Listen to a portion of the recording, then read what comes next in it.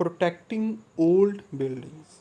ਹਰ ਇੱਕ ਦੇਸ਼ ਦੇ ਵਿੱਚ ਕੁਛ ਅਜਿਹੀਆਂ ਬਿਲਡਿੰਗਸ ਹੁੰਦੀਆਂ ਨੇਗੀਆਂ ਜਿਹੜੀਆਂ ਕਿ ਉਹਨਾਂ ਦੀ ਨੈਸ਼ਨਲ ਹੈਰੀਟੇਜ ਦਾ ਪਾਰਟ ਹੁੰਦੀਆਂ ਨੇ, ਜਾਂ ਕੁਛ ਅਜਿਹੀਆਂ ਬਿਲਡਿੰਗਸ ਵੀ ਹੁੰਦੀਆਂ ਨੇਗੀਆਂ ਜਿਹੜੀਆਂ ਕਿ ਕਾਫੀ ਪੁਰਾਣੀਆਂ ਹੋ ਚੁੱਕੀਆਂ ਹੁੰਦੀਆਂ ਨੇਗੀਆਂ, ਬਟ ਉਹਨਾਂ ਦੀ ਕੋਈ ਕਲਚਰਲ ਜਾਂ ਹਿਸਟੋਰੀਕਲ ਇੰਪੋਰਟੈਂਸ ਨਹੀਂ ਹੁੰਦੀ।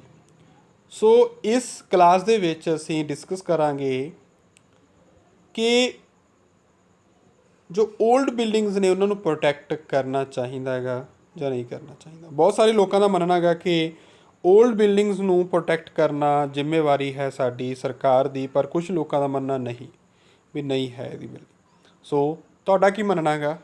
ਤੁਸੀਂ ਇਹ ਮੈਨੂੰ ਕਮੈਂਟ ਕਰਕੇ ਆਪਣਾ ਪੁਆਇੰਟ, ਆਪਣੇ ਆਈਡੀਆ ਦੇ ਸਕਦੇ ਹੋਗੇ ਕਿ ਤੁਹਾਡੇ ਅਕੋਰਡਿੰਗ ਕੀ ਹੈ। ਅਤੇ ਕੁਛ ਪੁਆਇੰਟ ਮੈਂ ਤੁਹਾਡੇ ਲਈ ਲੈ ਕੇ ਆਇਆ ਗਾ ਜੀ, ਤੁਹਾਨੂੰ ਵੋਕੈਬਲਰੀ ਵੀ ਮਿਲਦੀ ਰਹੇਗੀ ਤਾਂ ਕਿ ਅਸੀਂ ਜੋ ਇਹ ਟੌਪਿਕ ਹੈ, ਅਗਰ ਸਾਨੂੰ ਆਇਲਸ ਰਾਈਟਿੰਗ ਦੇ ਵਿੱਚ ਆਉਂਦਾ, ਚਾਹੇ ਉਹ ਅਕੈਡਮਿਕ ਜਾਂ GT ਦੇ ਵਿੱਚ ਆਉਂਦਾ, ਅਸੀਂ ਈਜ਼ੀਲੀ ਉਹਨੂੰ ਅਟੈਂਪਟ ਕਰ ਸਕੀਏ। ਸੋ ਜੋ ਸਭ ਤੋਂ ਪਹਿਲਾ ਪੁਆਇੰਟ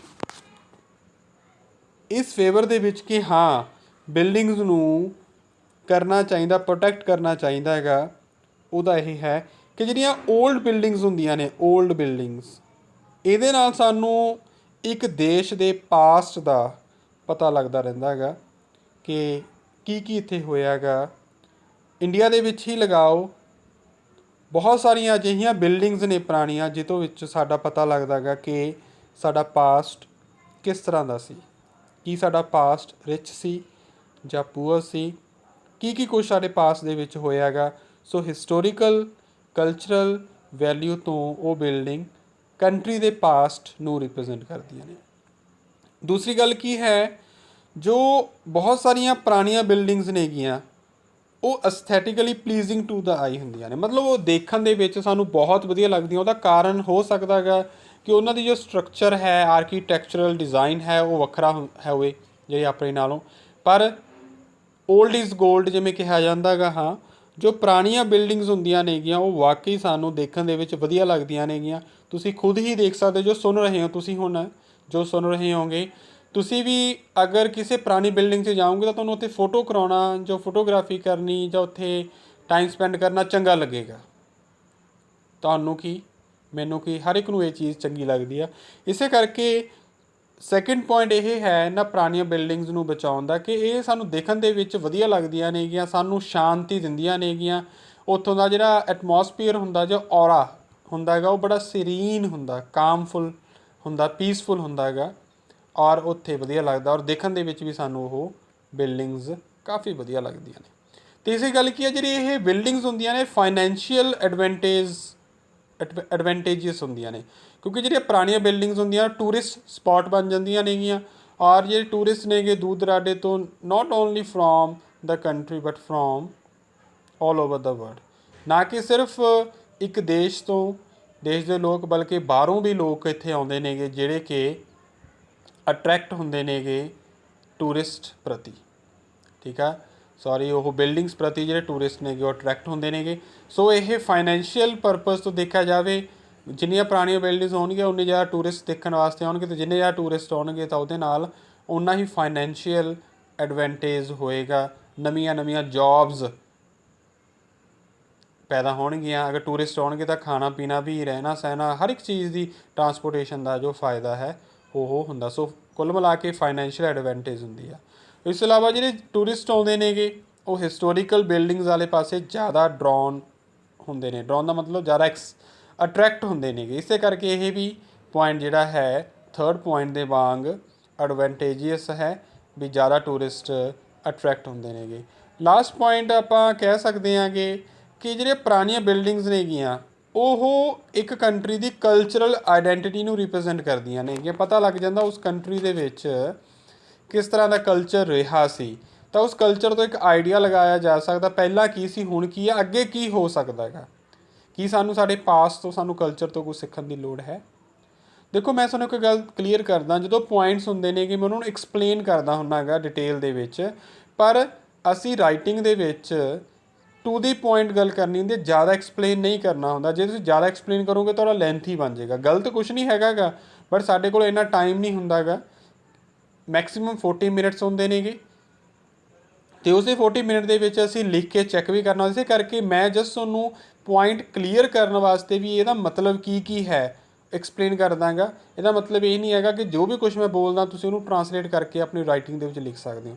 ਬਟ ਹਾਂ ਇੰਨਾ ਜ਼ਰੂਰ ਹੈਗਾ ਕਿ ਜੋ ਪੁਆਇੰਟ ਤੁਹਾਨੂੰ ਸਕਰੀਨ ਦੇ ਉੱਪਰ ਲਿਖ ਰਿਹਾ, ਜੇ ਤੁਸੀਂ ਇਹੀ ਪੁਆਇੰਟ ਵੀ ਆਪਣੇ BP1 ਜਾਂ BP2 ਦੇ ਵਿੱਚ ਆਪਣੇ ਆਨਸਰ ਦੇ ਵਿੱਚ ਲਿਖਦੇ ਹੋਗੇ ਤਾਂ ਤੁਹਾਨੂੰ ਫਿਰ ਵੀ ਸਕੋਰ ਜਿਹੜਾ ਹੈ ਮੈਕਸਿਮਮ ਤੱਕ ਪਹੁੰਚ ਸਕਦਾ ਹੈ। ਉਸ ਤੋਂ ਬਾਅਦ ਕੁਝ ਲੋਕਾਂ ਦਾ ਮੰਨਣਾ ਹੈਗਾ ਕਿ ਨਹੀਂ, ਓਲਡ ਬਿਲਡਿੰਗ ਦੀ ਜਗ੍ਹਾ ਦੇ ਉੱਪਰ ਹੋਰ ਵੀ ਬਹੁਤ ਸਾਰੀਆਂ ਚੀਜ਼ਾਂ ਨੇਗੀਆਂ ਜਿਹੜੀਆਂ ਕਿ ਜ਼ਿਆਦਾ ਇੰਪੋਰਟੈਂਟ ਨੇਗੀਆਂ।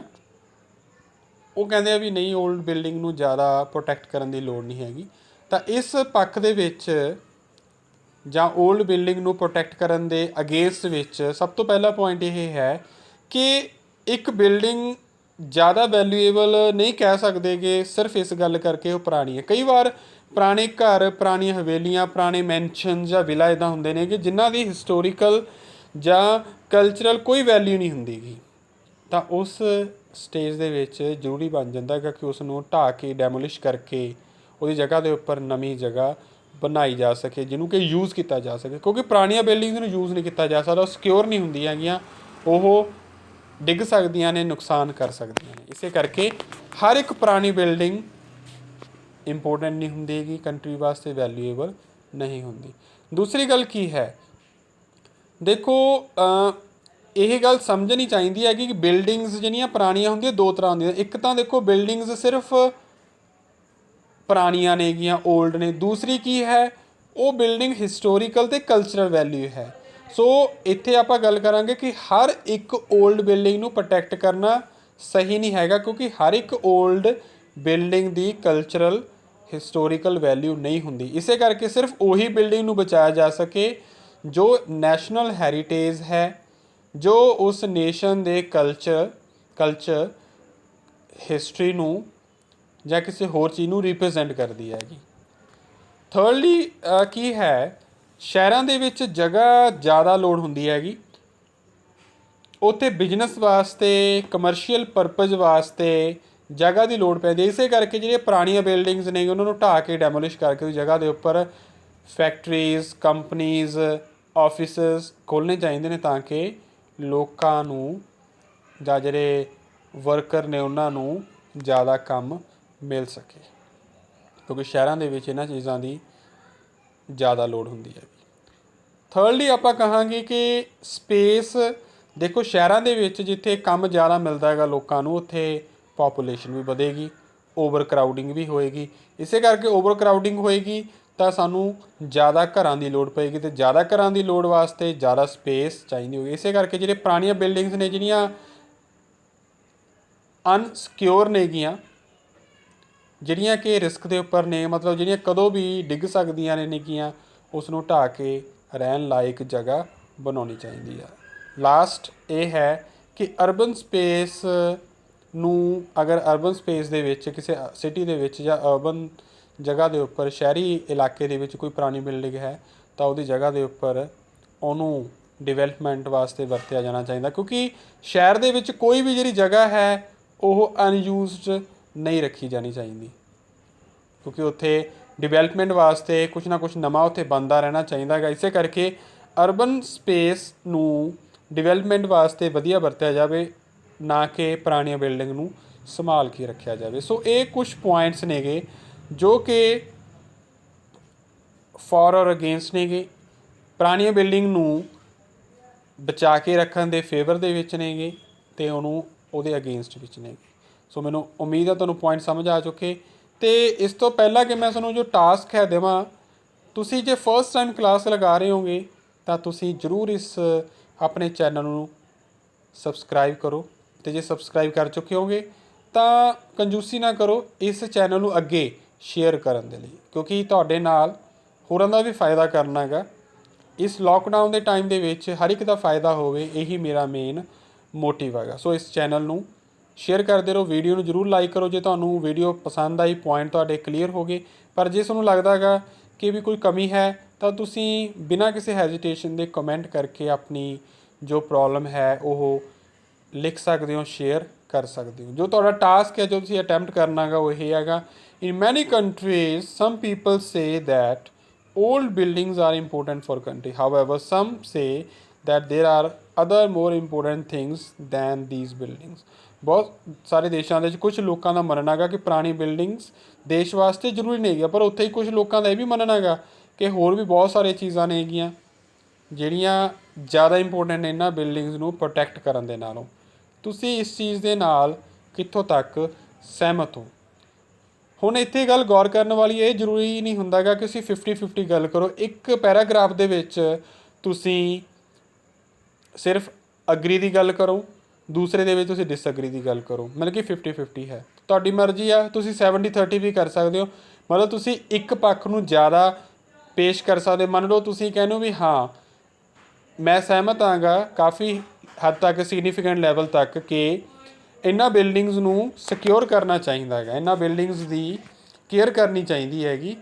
ਤੁਸੀਂ ਇਹਨੂੰ 70-30 ਕਰ ਲਓ। ਤੁਸੀਂ 70 ਤੱਕ ਤੁਸੀਂ ਲਿਖੋ ਵੀ ਹਾਂ ਕਿਉਂ ਇਹਨਾਂ ਦੀ ਪ੍ਰੋਟੈਕਸ਼ਨ ਦੀ ਲੋੜ ਹੈਗੀ, ਅਤੇ ਜਿਹੜਾ 30% ਹੈ ਤੁਸੀਂ ਉਹਦੇ 'ਚ ਇਹ ਲਿਖੋ ਵੀ ਅਗਰ ਆਪਾਂ ਪ੍ਰੋਟੈਕਟ ਨਹੀਂ ਕਰਦੇ ਤਾਂ ਹੋਰ ਕਿਹੜੀਆਂ ਕਿਹੜੀਆਂ ਗੱਲਾਂ ਨੇਗੀਆਂ ਇਹਦੀ ਜਗ੍ਹਾ ਦੇ ਉੱਪਰ ਜੋ ਅਸੀਂ ਧਿਆਨ ਦੇ ਸਕਦੇ ਹੈਗੇ, ਜਾਂ ਤੁਸੀਂ ਉਹ ਕਾਰਨ ਦੱਸੋ ਕਿ ਕਿਉਂ ਇਹਨਾਂ ਨੂੰ ਪ੍ਰੋਟੈਕਟ ਨਾ ਕੀਤਾ ਜਾਵੇ। ਸੋ 70-30 ਵੀ ਤੁਸੀਂ ਲਿਖ ਸਕਦੇ ਹੋ, ਤੁਹਾਡੇ ਉੱਪਰ ਡਿਪੈਂਡ ਕਰਦਾ। ਜੇ ਤੁਸੀਂ GT ਦੇ ਸਟੂਡੈਂਟ ਹੋਗੇ ਤਾਂ ਮੈਂ ਤੁਹਾਨੂੰ ਰਿਕੁਐਸਟ ਕਰੂੰਗਾ, ਤੁਹਾਨੂੰ ਸੁਜੈਸ਼ਨ ਦਊਂਗਾ ਕਿ 70-30 ਵਾਲੇ ਪਾਸੇ ਜਾਓ, ਪਰ ਜੇ ਤੁਸੀਂ ਅਕੈਡਮਿਕ ਦੇ ਸਟੂਡੈਂਟ ਹੋਗੇ ਤਾਂ ਤੁਸੀਂ 50-50 ਲਿਖ ਸਕਦੇ ਹੋ। ਤਾਂ ਇਹਦੇ ਨਾਲ ਜੋ ਮੇਰੀ ਕਲਾਸ ਹੈ ਇਹ ਕੰਪਲੀਟ ਹੁੰਦੀ ਹੈਗੀ।